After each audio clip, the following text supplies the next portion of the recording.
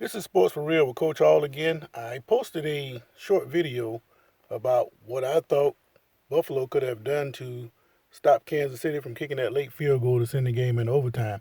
I call it the penny coverage. You heard of the nickel, you heard of the dime, you heard of the quarter. Well, let's call this the nickel. What we're doing man underneath. Instead of two deep, we're going to go three deep. And I inserted a wide receiver or athletic person back there in the middle to take a third of the field. With 13 seconds left, you have to come up with a creative defense, and I think that's something that could work. But could it work the entire game? Of course not.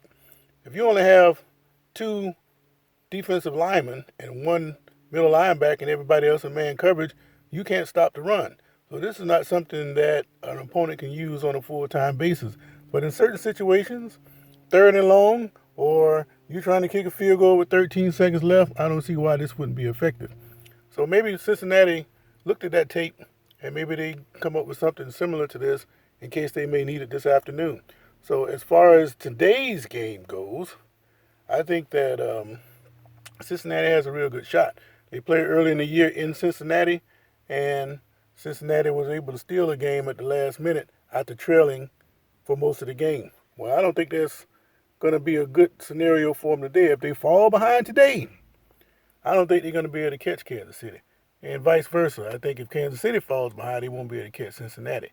With all that said, I think Patrick Mahomes got 15 lives, and the way things have been going for him, I don't see him losing today. So I'm going to take Kansas City in the early game. Now, in the late game, San Francisco is playing at L.A. Frisco's won the last six.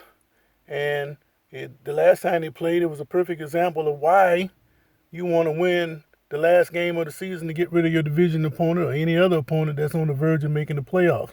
Had they won the game, they jumped out 17-0. They ended up losing in overtime.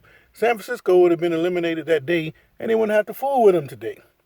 Being that said, San Francisco has all the confidence in the world that they can beat the Rams. But as all things change, it's time for the Rams to go ahead and knock the Niners off. They're going to jump out early like they've been doing, and this time they're going to hold them off. But if it's a close game, keep in mind, San Francisco's had that magic. They've had the magic to come back against no matter who they're playing. But I will say this about San Francisco. Garoppolo got away with murder 3 or 4 times against Green Bay with that out route. If he keeps throwing those lazy out routes, look for the Rams to step in front of one of them and take it to the house. Because of that, I think if it comes down to it, and like Garoppolo has shown in the past, under pressure, when the game's on the line, he tends to make a major mistake.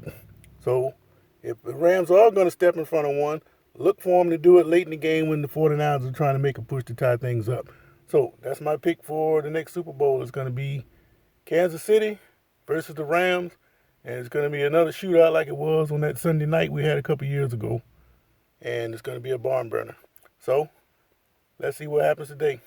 Kansas City, I'm expecting to beat Cincinnati, and the Rams are going to finally jump the hurdle against San Francisco and head back to the Super Bowl.